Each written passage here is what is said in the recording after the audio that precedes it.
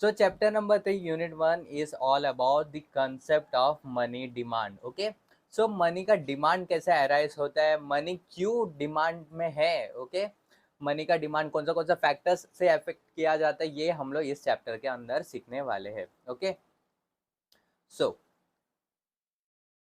कोई मनी का कोई सेट डेफिनेशन नहीं कि मनी क्या होता है, इसका कोई सेट डेफिनेशन किधर भी बताया गया नहीं है. Okay, but for policy purpose के लिए मनी को डिफाइन किया गया as a financial asset, as a liquid financial asset उसको डिफाइन किया गया है. बट स्टैटिस्टिकल कंसेप्ट के लिए मनी को इवन सर्टेन लिक्विड लाइबिलिटी में भी कंसिडर किया गया है.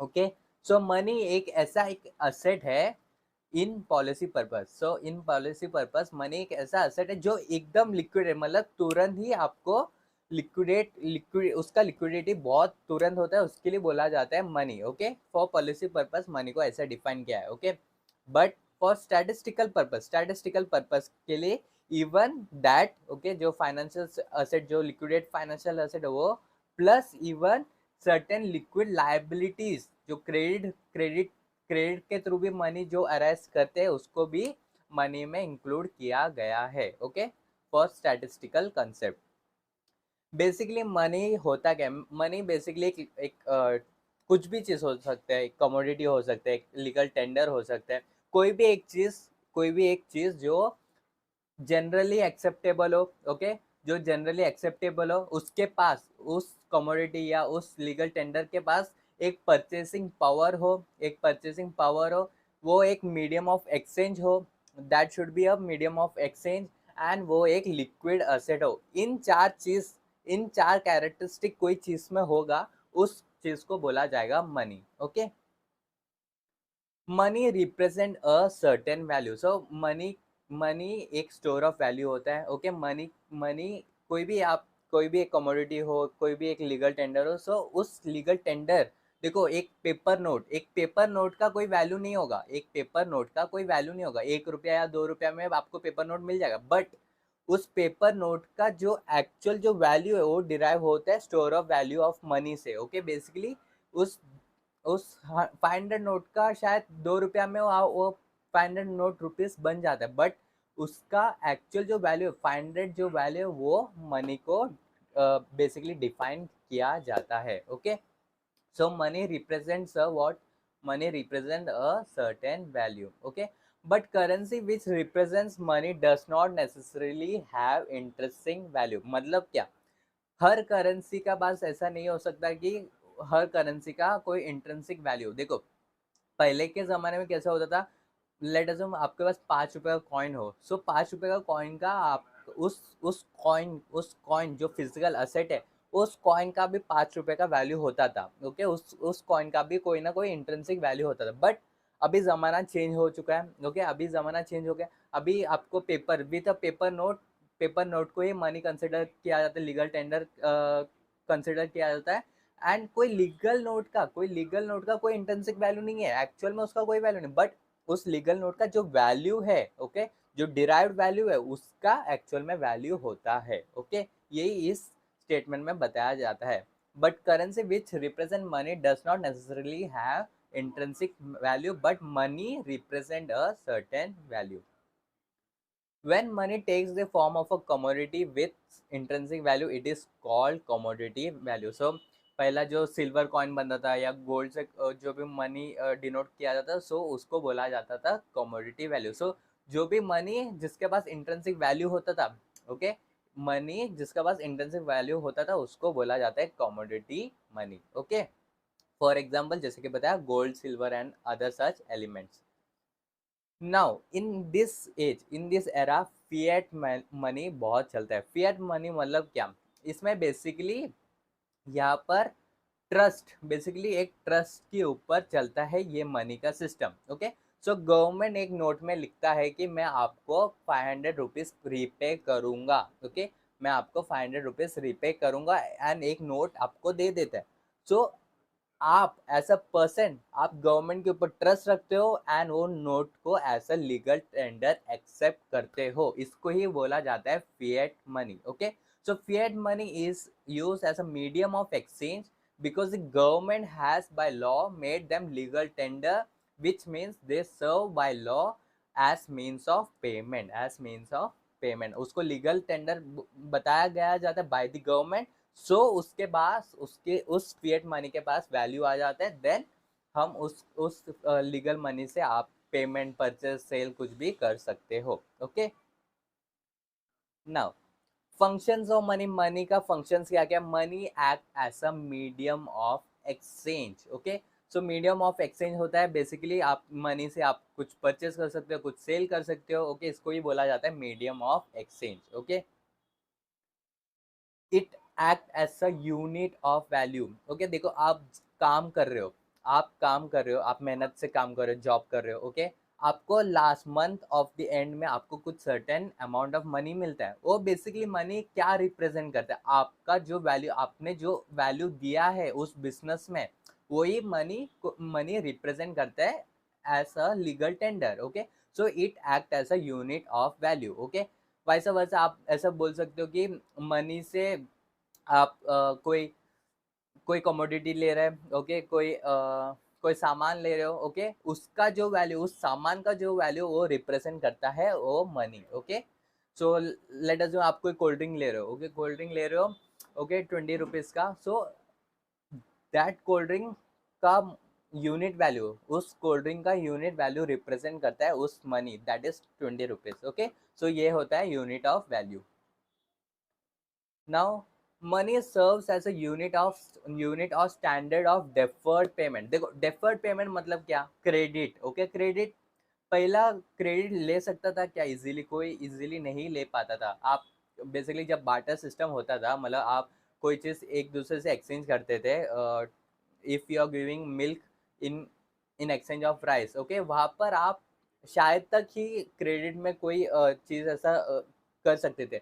ऐसा होता था तभी एक डिफिकल्टी आता था, मतलब if you have the milk, मतलब मेरे पास मिल्क है, लेटर से मेरे पास मिल्क है, मेरे को राइस चाहिए। ओके, बट मुझे अभी राइस नहीं चाहिए। ओके, मुझे चाहिए 10 साल बाद। ओके, 10 साल बाद राइस चाहिए। ओके, सो मैं आपको मिल्क दे रहा हूँ। ओके, एंड आप 10 साल बाद राइस कितना दोगे? ओके, उसका कोई एक्चुअल वैल्यू नहीं था, क्योंकि उसका क्वालिटी और क्वांटिटी चेंज होता रहता है। ओके, बार्टर सिस्टम में। सो बट जैसे मनी आ गया, ओके, मनी आ गया, so it act as a unit और स्टैंडर्ड ऑफ डेफर्ड पेमेंट। मतलब अभी हमें मालूम पड़ता है कि इतना दिन बाद आप पैसा दोगे, इतना दिन बाद आप पैसा दोगे तो आपको इतना इंटरेस्ट पे करना पड़ेगा। ओके, सो ये मनी ने बहुत इजी कर दिया है डेफर्ड पेमेंट के लिए। So money serves as a unit और standard of deferred payment. Money is a store of value. So basically money is a store of value, मतलब आपके पास जो वैल्यू, बेसिकली आपका पास कोई प्रोडक्ट था, कोई सर्विस आपने किसी को दिया, कोई वैल्यू आपने किसी को दे दिया। Okay, in business. ओके, सो आपको एक सर्टेन अमाउंट ऑफ वैल्यू मिला, मतलब एक मनी मिला। ओके, 10 रुपीज़ मिला। लेटर जो आपने कुछ सर्विस दिया, कुछ हेल्प किया आपने एक पर्सन को, एंड उस पर्सन ने आपको 10 रुपीज़ दिया। Okay, so that turn 10 rupees, वो जो 10 रुपीज़ है वो एक्ट करेगा अभी आपका स्टोर ऑफ वैल्यू। मतलब वो 10 रुपीज़ आपके पास आज होगा, वो वो आपके ऊपर डिपेंड करते हैं कि वो 10 रुपीज़ आपको कब खर्च करना है। आप आज कर सकते हो, या 2 दिन बाद कर सकते हो, आप 10 दिन बाद कर सकते हो, 1 साल बाद कर सकते हो। सो कभी भी हो आप कर सकते हो। So basically money is a store of value. So जो वैल्यू है, जो आपने वैल्यू दिया गया है, उसको स्टोर करके रखता है। ओके, नाउ कुछ कैरेक्टरिस्टिक्स है जो मनी, हर एक मनी का होता है। बेसिकली जनरली एक्सेप्टेबल होना चाहिए। ओके, हर एक जन एक्सेप्टेबल करना चाहिए बेसिकली एक्सचेंज करते वक्त।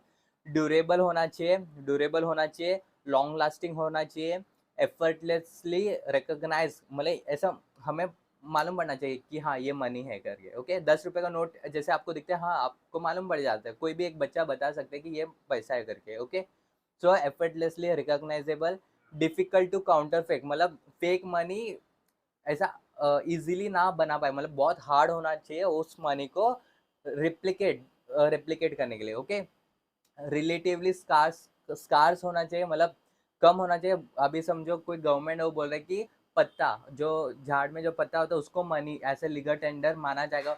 सो वो तो गलत हो जाएगा ना, कोई भी आके कोई भी झाड़ से पत्ता उठा के ऐसा लीगल मनी एक्सचेंज करेगा, ओके, विच इज रॉन्ग। सो कभी भी कोई भी कमोडिटी या कोई भी लीगल टेंडर स्कैर्स होना चाहिए, ओके, उसका सप्लाई एक लिमिट में होना चाहिए, ओके। पोर्टेबल और इजीली ट्रांसपोर्ट किया होना चाहिए, मतलब इजीली आप ट्रांसफर कर सकते हैं वैसा वाला मनी होना चाहिए। आप ऐसा बड़ा कोई पत्थर वित्तर आप एक्सचेंज में नहीं रख सकते, मनी में नहीं कंसिडर कर सकते, okay.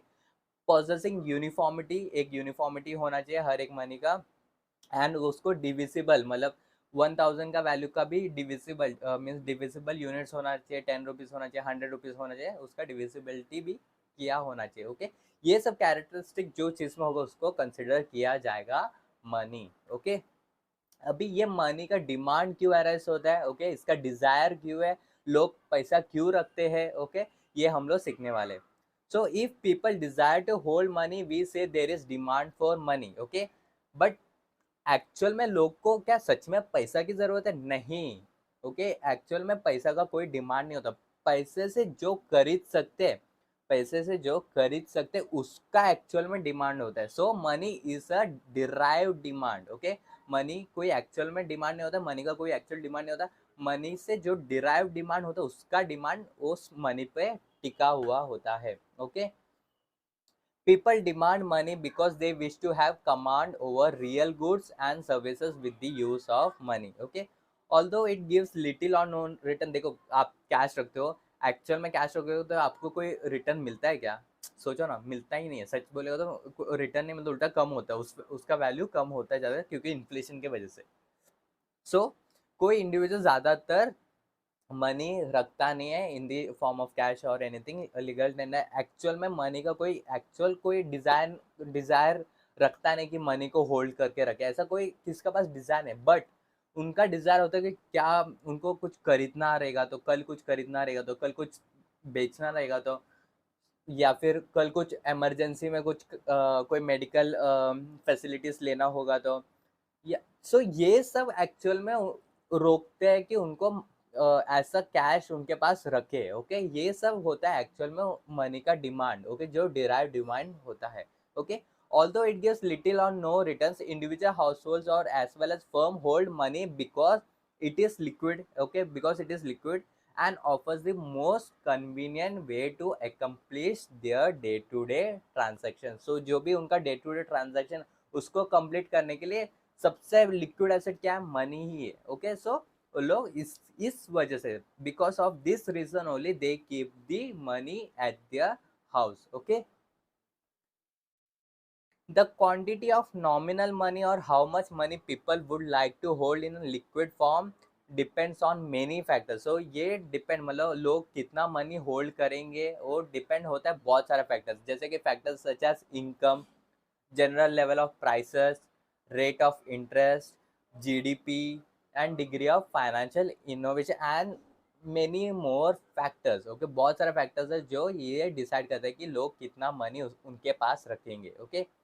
It follows that the opportunity cost of holding money is the interest rate a person could earn on other asset।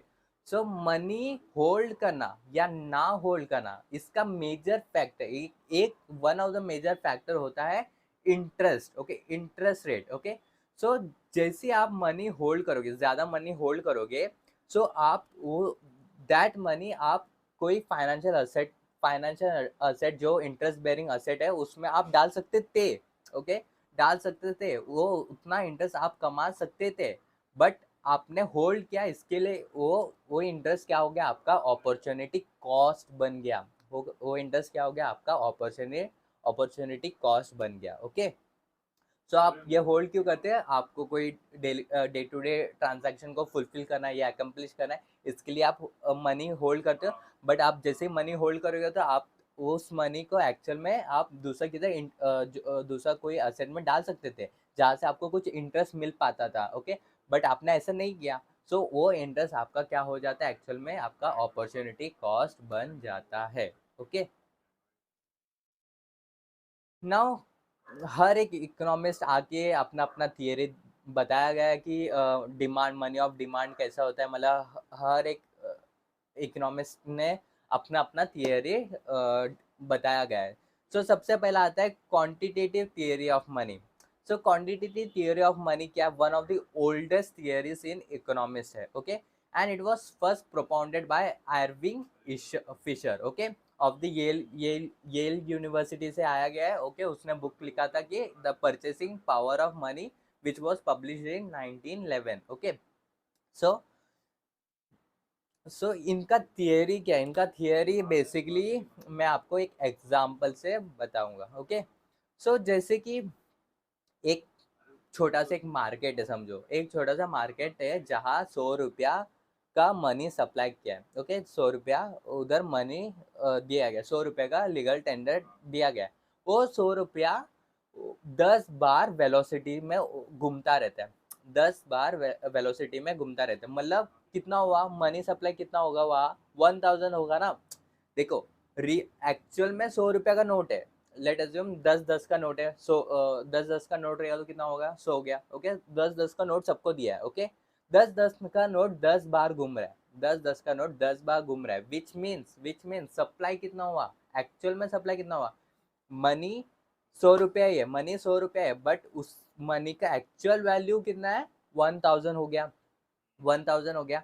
सो 1000 क्यों हुआ, 1000 क्यों हुआ, 1000 क्यों हुआ, बिकॉज कोई एक सर्टेन लेट अस नो वो छोटा मार्केट में कोई एक प्रोडक्ट है या कोई एक छोटा सा एक सर्विस है जो 50 रुपया का है, ओके, जो 50 रुपया का है, ओके। वो 50 रुपया का प्रोडक्ट बार बार लोग खरीद रहे, बार बार लोग खरीद रहे, कितने बार 20 बार वो ट्रांजैक्शन हो रहा था, उस सर्विस ले रहे थे, कोई बेच रहे थे, 20 बार ऐसा हो रहा था। सो 50 × 20 टाइम्स ऐसा हो रहा था, मतलब 50 प्राइस था उस प्रोडक्ट या सर्विस का, ओके।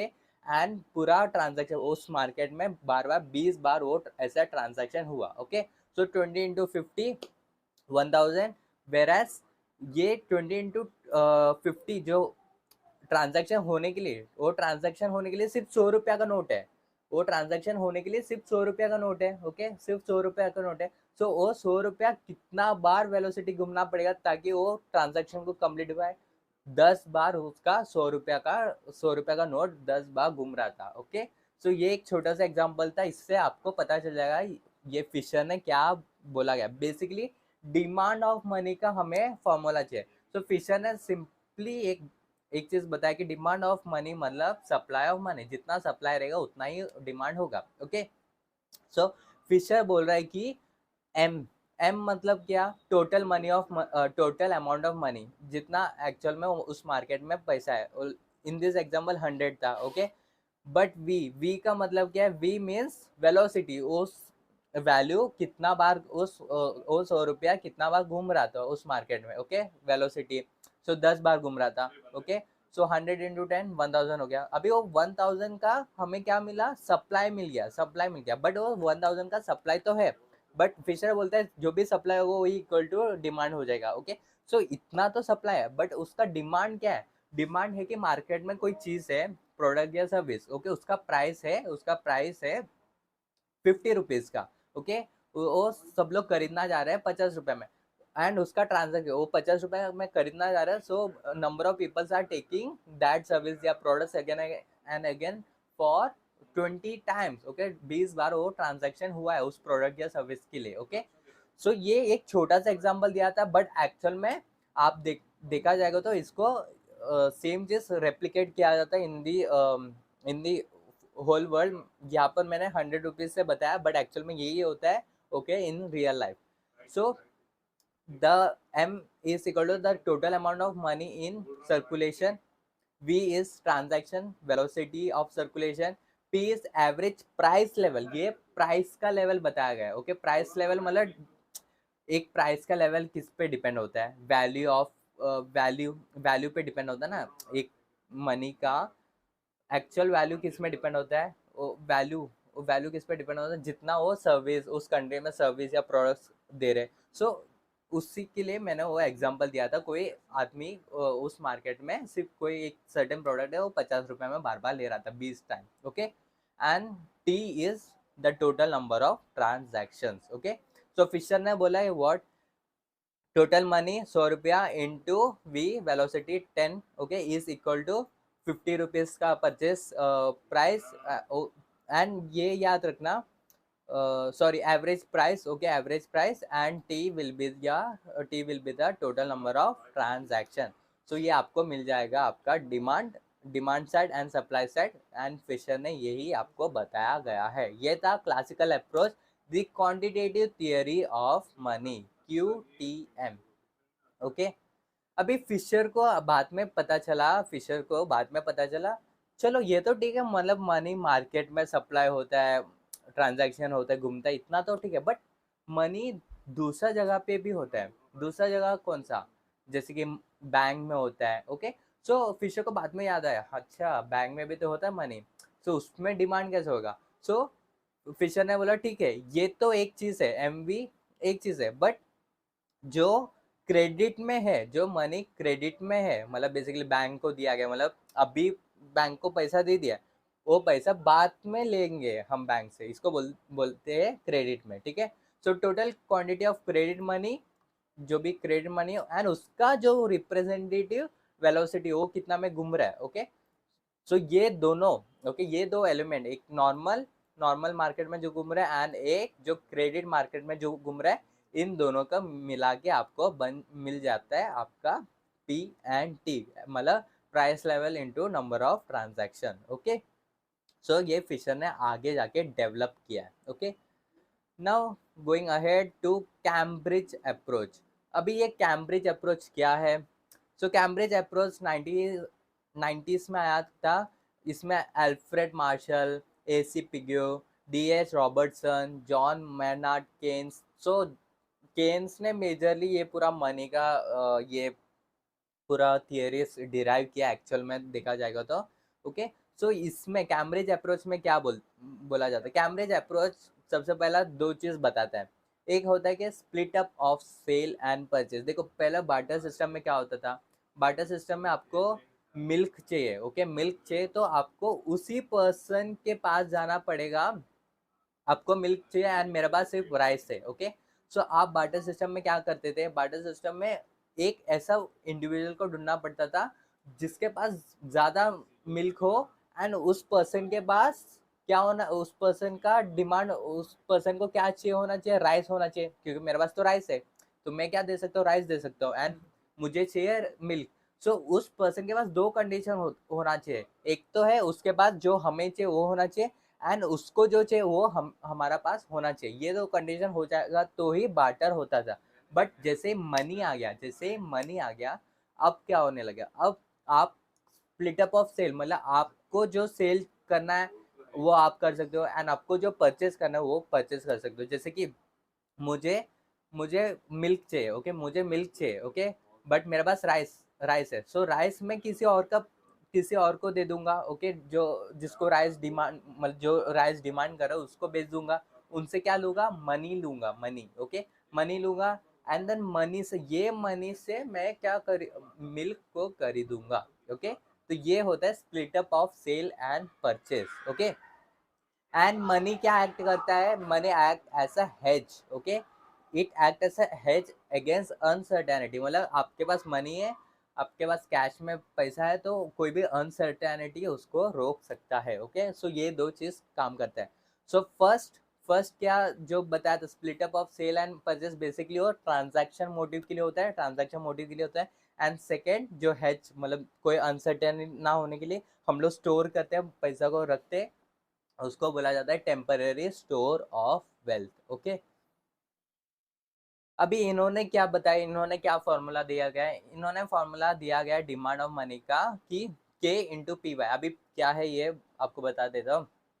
सो वाई बेसिकली, वाई क्या होता है? इनकम होता है। Okay, Y real national income, मतलब एक्चुअल में उस कंपनी में 100 रुपया दिया गया था। ओके, 100 रुपया दिया गया था। ओके, पी क्या होता है? करंट लेवल प्राइस, उस कंट्री में प्राइस, उस अभी क्या प्राइस चल रहा है। ओके, अभी क्या प्राइस चल रहा है। ओके, बेसिकली वो जो 100 रुपये कितना बार घुमा, ओके, कितना बार घुमा वो हमें बताना है। ओके, सो अभी क्या प्राइस चल रहा है वो, ओके, पी। सो P/Y करेंगे तो आपको क्या मिलेगा? नॉमिनल इनकम मिल जाएगा। ओके, एक्चुअल जो मार्केट में कितना इनकम है वो आपको पता चल जाएगा। सो nominal income basically real income, जो रियल एक्चुअल में जो नोट गया गया है उस कंट्री में, दैट उसको बोलते हैं रियल इनकम। सो वाई उसको बोलते हैं। एंड पी मतलब एक्चुअल में वो कितना इन्फ्लेट, वो प्राइस का वैल्यू कितना हो गया अभी, ओके, उसको बोला जाता है price level. Okay, price level of currently produce goods and service. Okay, so price level. Okay, so P into Y क्या हो जाएगा, आपका नॉमिनल इनकम मिल जाएगा, आपका नॉमिनल इनकम मिल जाएगा। एक्चुअल में इतना ये कंट्री इनकम कर रहा है, एक्चुअल में इतना टोटल ये कंट्री इनकम जनरेट कर रहा है। अभी इसमें से वो कंट्री या वो पीपल ऑफ दैट कंट्री, वो लोग कितना कैश में होल्ड रखने की कोशिश करते हैं। ओके, कितना वो पीपल होल्ड करने का कोशिश करते हैं, उसका प्रोपोर्शन होता है के। ओके, उसका प्रोपोर्शन होता है के। Okay, proportion of nominal income that people want to hold as cash balance. So जो टोटल इनकम है उसमें से लोग कितना प्रोपोर्शन में होल्ड करना चाह रहे हैं कैश। ओके, पीपल होल्ड क्यों करते हैं, कैश को होल्ड क्यों करते हैं, अभी सीखा था जस्ट। क्यों करते हैं, ताकि ट्रांजैक्टिव मोटिव हो। ट्रांजैक्टिव मोटिव बेसिकली कोई परचेज सेल करना है वो। ओके, एंड क्या दूसरा क्या है, अनसर्टेनिटी से। सो बेसिकली वो लोग होल्ड कर रहे हैं, वो लोग पैसा को होल्ड कर रहे हैं, that will be equal to the demand of that money. Okay, so demand of the money is will be equal to proportion of the nominal income which the people of that country or of the world want to hold as their cash। okay, so यही बन जाएगा आपका demand of money. Okay, now Keynesian theory demand of money में क्या बोलते हैं केनीजन, John Maynard Keynes क्या बोलता है। देखो, केनीजन थियरी को अलग अलग नाम दिया गया है, लिक्विडिटी प्रेफरेंस थियरी बताया गया है या लिक्विडिटी प्रेफरेंस बताया गया है। ओके, ये किस में बताया गया था, the general theory of employment interest and money, इसमें बताया गया था। ओके, 1936 में।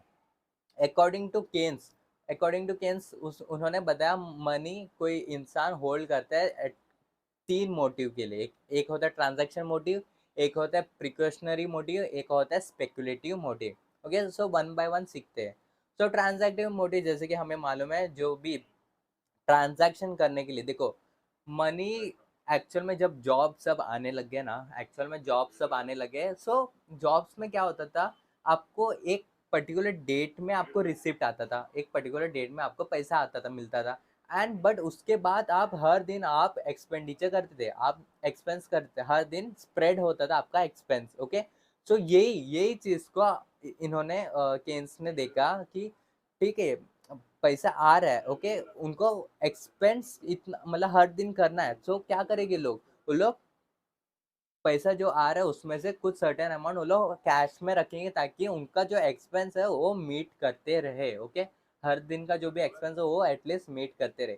सो the need for holding money arises because there is a lack of synchronization between receipts and expenditure. Okay, so basically यही उन्होंने बताया। सो जो भी अर्निंग्स आ रहे थे, जो भी अर्निंग्स उनको मिल रहे थे, उसमें से जो भी रेशियो लोग रखना चाह रहे फॉर द ट्रांजैक्शन पर्पस, उसका रेशियो से आपको मिल जाएगा आपका demand for the transactive motive. Okay, ये था फर्स्ट वन, ट्रांजैक्टिव मोटिव। वैसे प्रिकॉशनरी मोटिव बेसिकली प्रिक्वेशन, कुछ प्रिक्वेशन के लिए, मतलब कुछ अनफोर्सिन सिचुएशन ना होने के लिए, मतलब कुछ अनफोर्सिन सिचुएशन आ गया आपके ऊपर, कोई मेडिकल हेल्थ इश्यू, कोई ऐसा कुछ फ्यूचर इवेंट जो आ सकता है, उसके लिए भी आप कैश को रखते हैं। सो उस प्रिकॉशनरी मोटिव का प्रोपोर्शन के लिए आप जो भी टोटल इनकम से आप रखोगे, उससे आपको आपका precautionary motive demand of money मिल जाएगा। ओके, ये बताता है प्रिकॉशनरी मोटिव।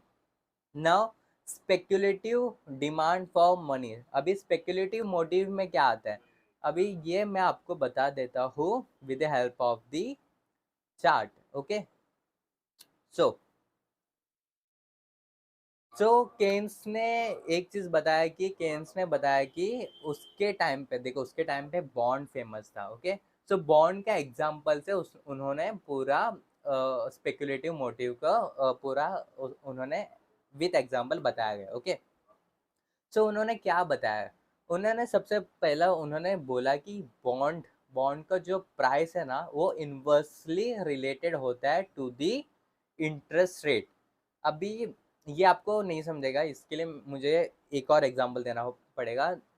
मैं आपको बता देता हूँ कि आप पहला 100 रुपया का आपको 4 एप्पल मिलते थे, ओके। 100 रुपीज़ का आपको 4 एप्पल मिलते थे, ओके। नाउ एट प्रेजेंट आपको 100 रुपीज़ का सिर्फ 2 एप्पल मिल रहे हैं, ओके।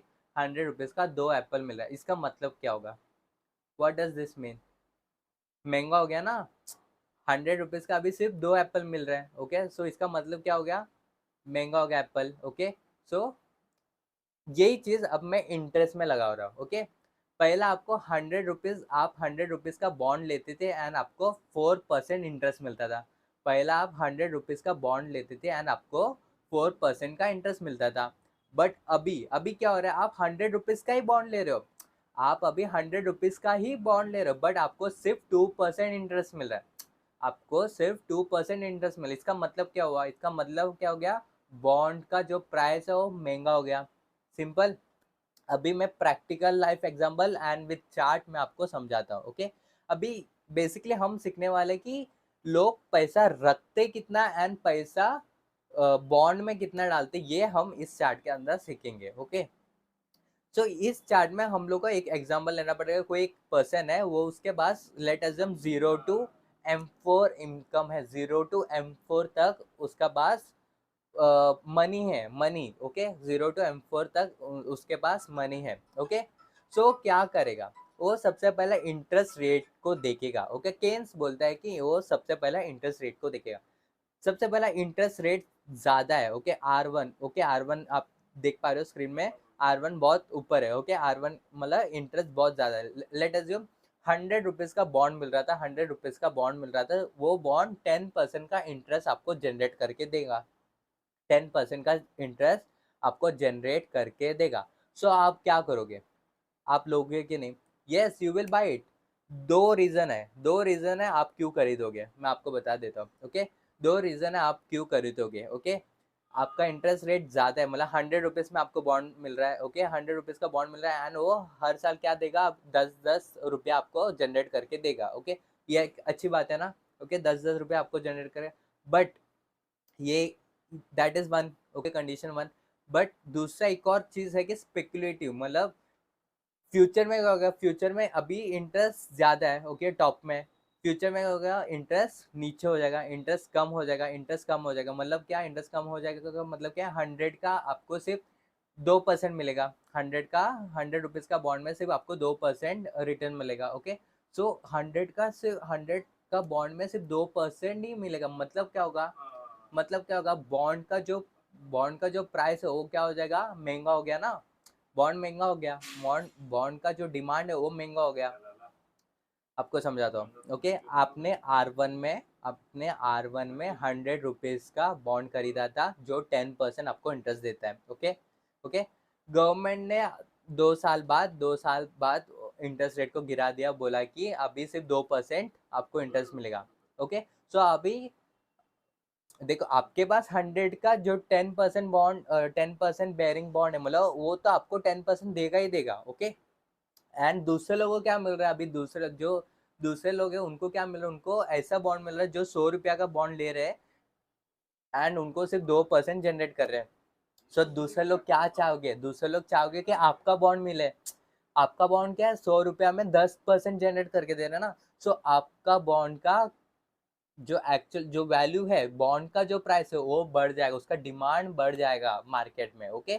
सो इसके लिए दो कंडीशन, एक है तो 1 is 10% आपको मिल ही रहा है, वन इज आपको 10% मिल रहा है।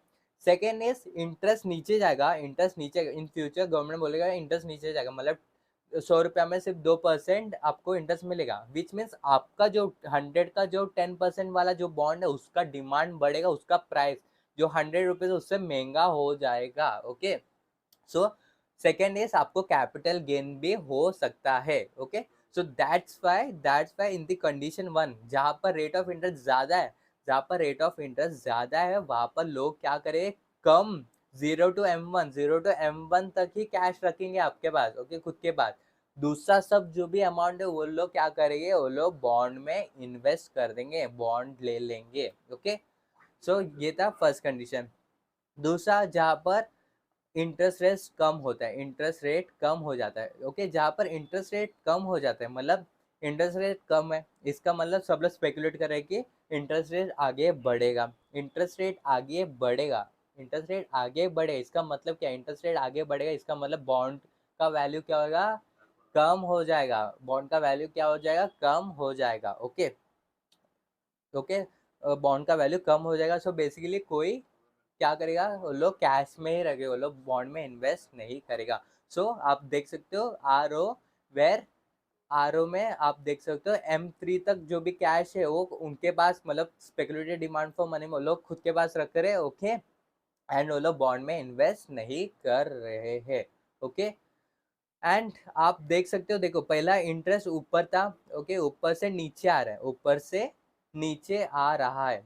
Okay, from above interest rate ऊपर से नीचे गिर रहा है, बट एक लेवल में वो फ्लैट हो जाता है, एकदम हॉरिजॉन्टल हो जाता है, एंड फिर अगेन इन स्पेकुलेटिव वे वो इंटरेस्ट आगे जाएगा। ओके, मतलब ऊपर बढ़ेगा, आगे जाके वो ऊपर बढ़ेगा। बट ये जो हॉरिजॉन्टल जब होता है, इंटरेस्ट रेट एकदम नीचे आ जाता है, उसको बोला जाता है लिक्विडिटी ट्रैप रीजन। ऐसा क्यों, ऐसा क्यों, देखो जब इंटरेस्ट रेट एकदम नीचे हो जाता है, इंटरेस्ट रेट एकदम नीचे हो जाता है, मतलब सब लोग स्पेकुलेट करने लग जाते हैं कि इंटरेस्ट रेट आगे बढ़ेगा। ओके, इंटरेस्ट रेट आगे बढ़ने वाला है। ओके, अभी कितना मिल रहा है, 100 रुपये का सिर्फ अभी 2% मिल रहा है। ओके, 100 रुपये का 2%, कोई लेगा क्या, 100 रुपये का 2% कोई बॉन्ड लेगा क्या, आप सोचो ना, कोई लेगा क्या, नहीं। के वो लोग सोच रहे हैं कि आगे बढ़ेगा। ओके, वो लोग सोच रहे हैं कि आगे बढ़ेगा, मतलब 100 रुपये का आपको 5%, 5% मिल सकता है, 100 रुपये का आपको 5% मिल सकता है। बट जो अभी का जो बॉन्ड है ना, अभी का जो बॉन्ड है, वो लोग क्या करेगा, जो भी अभी उनके पास जो भी बॉन्ड रहेगा वो लोग उसका सेल कर देगा, क्योंकि आगे उनको और सस्ता वाला बॉन्ड मिलेगा ना। सो अभी जो भी बॉन्ड रहेगा उनके पास, जो जो बॉन्ड रहेगा उनके पास, वो लोग वो सेल कर देगा। इसको ही बोला जाता है लिक्विडिटी ट्रैप रीजन। ये रीजन बेसिकली यहाँ पर उन लोग सारा पैसा कैश में रखते हैं, बॉन्ड में इन्वेस्ट नहीं करता है। ओके, जब इंटरेस्ट रेट वापस आगे बढ़ेगा, ओके, तब वो लोग वापस इन्वेस्ट करता है। ओके, समझे। सो ये था पूरा concept speculative demand of money के बारे में। ओके, आई होप आपको समझ आ गया रहेगा, चार्ट एंड मेरा एक्सप्लेनेशन के थ्रू आपको पूरा क्लियर कट आपको समझ आ गया होगा। नाउ ये था overall demand. Okay, overall demand. Now individual speculative भी होता है। अभी इंडिविजुअल कैसे स्पेकुलेटिव होता है, देखो आर एन मतलब current interest rate. Okay, RC मतलब critical rate of interest. Okay, so critical rate of interest जैसे कि मैं आपको बता देता हूँ, आपको रियल लाइफ एग्जांपल से बताओगे तो आपको समझेगा। बॉन्ड नहीं लेते हैं, बैंक बैंक का इंटरेस्ट लेते हैं। ओके, बैंक का इंटरेस्ट अभी आपको 20% मिल रहा है, 20% मिल रहा है, आप क्या करोगे, कैश में रखोगे कि बैंक में डालोगे, आपको ज़्यादा मिल रहा है, जो क्रिटिकल रेट ऑफ इंटरेस्ट उससे ज़्यादा मिल रहा है, तो आप क्या करोगे, बैंक में रखोगे या कैश में रखोगे, बैंक में ना आपको ज़्यादा इंटरेस्ट मिल रहा है। सो यही बोल रहा है, आप RN मतलब आपको RN तक का इंटरेस्ट मिल रहा है, RN तक का आपको इंटरेस्ट मिल रहा है। ओके, करंट इंटरेस्ट RC से ज़्यादा है, critical critical rate of interest से ज़्यादा है। ओके, RN ज़्यादा है। ओके, सो आप कुछ भी नहीं रखोगे, देखो ये लाइन उधर ही है, ग्राफ टच हो गया। ओके, सो आप कुछ भी आपके पास नहीं रखोगे, सारा उस बॉन्ड में डाल दोगे। बेसिकली इस एग्जांपल में बैंक में डालोगे, सो तभी केन्स ने बॉन्ड का एग्जांपल दिया, सो बेसिकली बॉन्ड में डाल दोगे। ओके, वेर एज आपका rate of interest critical rate उतना ही मिल रहा है, क्रिटिकल रेट तक ही मिल रहा है। ओके, सेविंग बैंक है उतना ही मिल रहा है, सो आप क्या करोगे, आप बैंक में, या फिर उससे कम मिल रहा है, आपको उससे कम मिल रहा है, सो आप क्या करोगे, प्रेफर करोगे आप बैंक में ना रखे, आप बॉन्ड ना ले, वो रखोगे, आपका माइंडसेट वैसा होगा कि आप बॉन्ड ना ले एंड वो आप कैश में ही रखोगे। सो M2 इज ग्रेटर। आप देख सकते हो M2 किधर तक है, स्पेकुलेटिव डिमांड ज़्यादा है M2। ओके, सो यहाँ पर आप इन कैश आप ज़्यादा रखोगे, not in bond. Okay, so ये था दो, एक है individual speculative demand for money and other is aggregate speculative demand for money. I hope दोनों आपको समझ आ गया होगा, ये आपको समझा दिया पूरा। ओके, लिक्विडिटी ट्रैप कैसे होता है। ओके, नाउ पोस्ट केनेशियन डेवलपमेंट, सो केनेशियन थियरी होने के बाद क्या क्या डिमांड फॉर अप्लाई में क्या क्या थियरी आया है।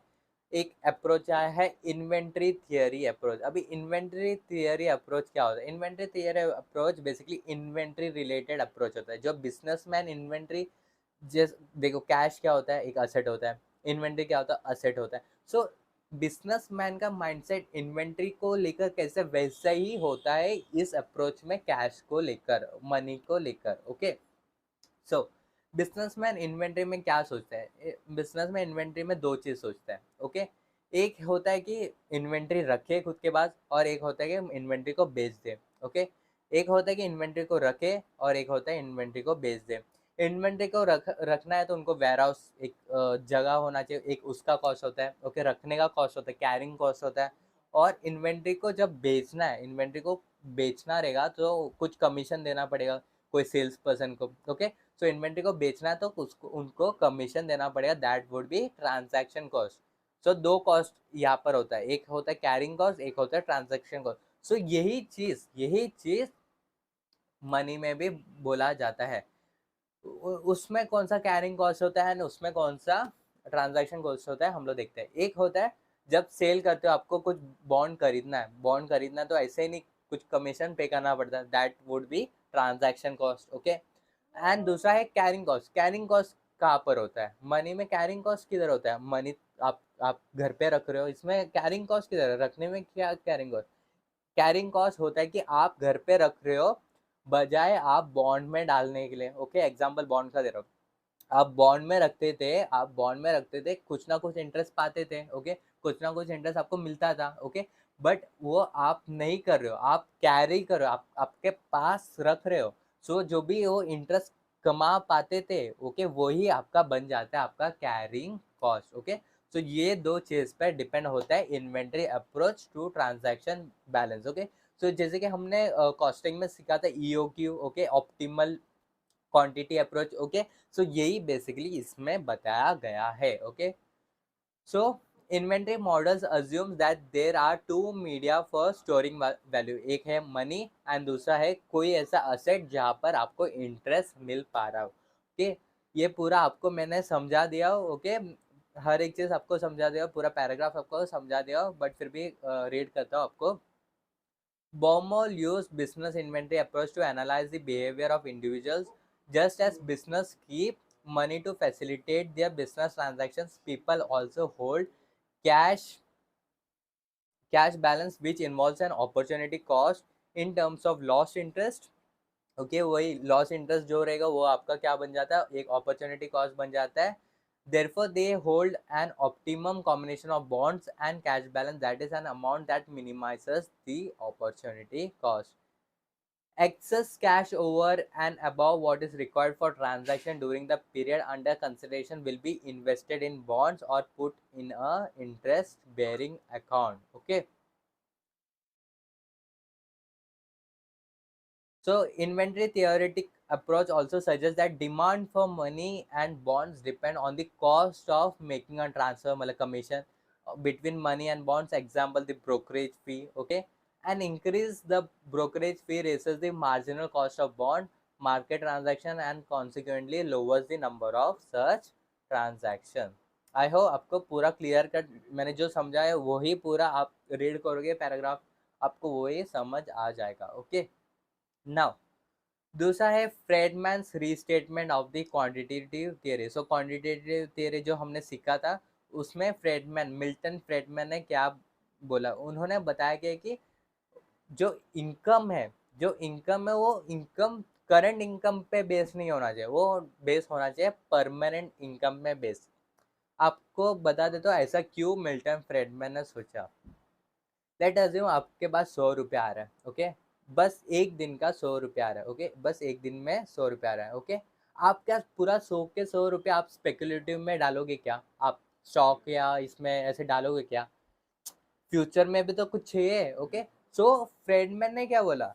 फ्रेडमैन ने बोला इनकम कभी भी अभी का नहीं होना चाहिए, अभी का नहीं होना चाहिए। Okay, income should be of permanent income. Okay, आपको मालूम है कि अभी 100 रुपया आ रहा है, बाद में भी 100 रुपया आएगा, 3 महीने बाद भी 100 रुपये आएगा, ऐसा आपको मालूम है, आपको गारंटी है परमानेंट इनकम, ओके, तो ही जाके ये जो इंसान है वो 20% या 50% वो दूसरा रिस्क लेगा, बेसिकली दूसरा कोई इंस्ट्रूमेंट खरीदेगा, ओके।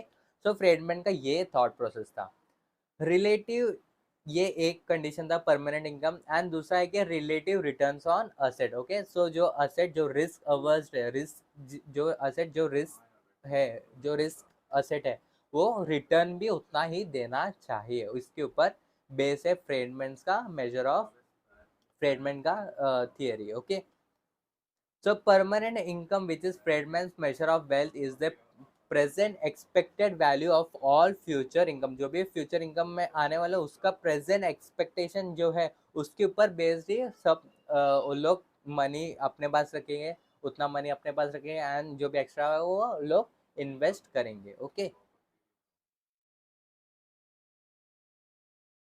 सो फ्रेडमैन ने डिटर्मिनेंट्स बताया गया है, 4 डिटर्मिनेंट्स बताया गया है। It is a function of total wealth, okay. Total wealth जो बताया, टोटल वेल्थ ओवरऑल मतलब जो भी टोटल जो उनको पैसा मिलने वाला है उसका प्रेजेंट वैल्यू वो होता है total wealth, okay, which is represented by permanent income divided by the discount rate, okay. Now it is positively related to price level, जितना प्राइस लेवल उतना इनकम, ओके, ज़्यादा होगा, ओके, उतना ही डिमांड ज़्यादा होगा मनी का। And if राइसेस if the opportunity cost of money holding, okay, rises if the opportunity cost of money holding, okay, opportunity cost मतलब जो इंटरेस्ट है, जो इंटरेस्ट वो ज़्यादा मिल रहा है, तो आप क्या आप आप होल्ड कर रहे हो, आप होल्ड कर रहे हो, आपका पास इंटरेस्ट एक है कि आपको इंटरेस्ट ज़्यादा मिल रहा है, ओके, आप होल्ड कर रहे हो, आप होल्ड कर रहे हो मनी को, सो आपका जो इंटरेस्ट जितना मिल सकता था वो आपका क्या बन जाता है, अपॉर्चुनिटी कॉस्ट। सो जितना ज़्यादा आपका इंटरेस्ट रहेगा, जितना ज़्यादा आप मनी होल्ड करोगे उतना ज़्यादा आपका अपॉर्चुनिटी कॉस्ट बन जाएगा, okay. and decline and vice versa. If is influenced by inflation, positive inflation rate reduces the real value of money balances, thereby increasing the opportunity cost of money holdings. Okay. Now the demand for money as behavior towards risk. Okay, so risk related demand कैसा होता है money का। So Tobin Tobin ने क्या बताया है, Tobin ने बताया गया है क्लासिकल आर्टिकल में liquidity preference as behaviour towards risk 1958 में बताया गया है कि रिस्क रिस्क रिस्क रिस्क का जो फैक्टर है, ओके, एक पर्सन का बिहेवियर उस मनी को होल्ड करना या ना करना कैसे अफेक्ट करता है। सो उन्होंने बोला कि डिपेंड होता है रिस्क एंड रिवॉर्ड का कैरेक्टरिस्टिक, ओके। हर एक असेट का रिस्क एंड रिवॉर्ड का अलग अलग कैरेक्टरिस्टिक होता है, ओके। कोई असेट होगा जो ज़्यादा रिस्क लेने से भी कम रिवॉर्ड दे, कोई असेट होगा जो ज़्यादा रिस्क लेने से ज़्यादा रिवॉर्ड दे, ओके। सो एक फैक्टर वो है। दूसरा फैक्टर या दूसरा डिटर्मिनेंट जो है, इंडिविजुअल के पास कितना टेस्ट, मतलब टेस्ट ऑफ इंडिविजुअल कितना है जो रिस्क ले सकते हैं, मतलब एक इंडिविजुअल के पास कितना क्या बोल सकते, कितना हिम्मत है वो रिस्क लेने की, या कितना कैपेबिलिटी है वो रिस्क लेने में, ओके, इसके ऊपर भी डिपेंड होता है ये theory, okay. So, according to Tobin, the optimal portfolio structure is determined by, according to Tobin, वो बोलता है कि risk reward ratio that is one. दूसरा है कि उस पर्सन के पास कितना कैपेबिलिटी है वो रिस्क लेने के लिए, इसके ऊपर भी डिपेंड होता है। The test of the individual in maximizing his utility consistent with the existing opportunity. Utility मतलब कितना वो यूज कर पाएगा, कितना वो यूज कर पाएगा जो भी अपॉर्चुनिटी है उसके ऊपर भी डिपेंड करता है, ओके। ये था टॉबिन का theory. In response to the increase in interest rate, the individual will increase the proportion of wealth held in the interest-bearing assets, say bonds, and will decrease the money holding. So जितना ज़्यादा interest rate मिल रहा है bond में या किधर भी, so उतना आप मनी को कम रखोगे, मनी का डिमांड कम होगा, वो लोग बॉन्ड में ज़्यादा इन्वेस्ट करेंगे, okay. So just as Keynes' theory, Tobin's theory implies that demand for money as a store of wealth depends negatively, मतलब inversely, on the interest rate, okay। अभी कंक्लूजन बेसिकली इसमें हर एक थियरी का basically एक एक short form में बताया गया है। जैसे कि फिशर ने बोला गया था सप्लाई ऑफ मनी, जो डिमांड ऑफ मनी क्या है, फिशर का सबसे पहला ये सप्लाई ऑफ मनी ही बताया गया है as determining prices. Cash balance approach दिया गया था कैम्ब्रिज यूनिवर्सिटी ने, ओके। सो ये सब थियरी दिया गया था, बट ये सब थियरी इन एक्चुअल कहीं पर भी रेलेवेंस नहीं होता। एक्चुअल में ये डिमांड आप सोच सकते हो, ऐसा कोई डिमांड एरर्स होता है मनी का डिमांड हर एक पर्सन का अलग अलग थिंकिंग, अलग अलग थॉट प्रोसेस होता है मनी को रखने के लिए। ओके, मनी अपने पास नहीं, बट ये सब थियरी कोशिश कर रहे हैं कि हर एक अप्रोच को ट्राई करना, हर एक बिहेवियर को टच करना है, हर एक ट्रांजैक्टिव मोटिव बताया, प्रिकॉशनरी मोटिव, स्पेकुलेटिव, हर एक जो भी ह्यूमन बिहेवियर है, ह्यूमन जो भी साइकोलॉजी, उसको हर एक थियरी में लेने का कोशिश किया है। बट इट डजेंट मीन कि ये एक्चुअल में ऐसा ही होता है।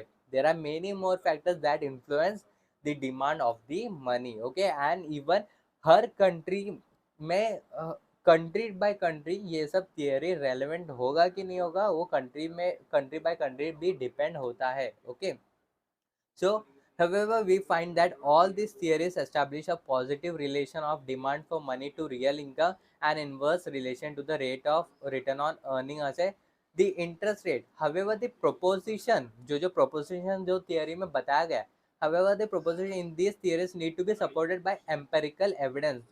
evidence होगा तो आप support कर, मतलब वो theory आप एक evidence ऐसा act करेगा। but as countries differ in respect of various determinants of demand for money, we cannot expect any uniform pattern of behaviour. कोई एक यूनिफॉर्म पैटर्न ऑफ बिहेवियर नहीं होता। हर कंट्री में हर एक लोग अलग अलग सोचते हैं मनी के बारे में, हर एक का प्रोसेस अलग है, मनी क्यों रखना क्यों नहीं रखना, सबका थिंकिंग अलग अलग। इवन हर एक इंडिविजुअल का विद इन अ कंट्री भी थिंकिंग अलग होता है। सो इसके लिए हमें एक्चुअल में पता नहीं चलता। But broadly speaking real income, interest rate and expectation to in respect of inflation are significant. ये मेजर फैक्टर्स था जो हर एक इकोनॉमिक्स ने टच किया है, एंड यही मेजर फैक्टर्स है जो इन्फ्लुएंस करते हैं मनी का डिमांड में। सो इसके लिए ये सब थियरी इस यूनिट में बताया गया है। So that's it for watching CA school. Thank you.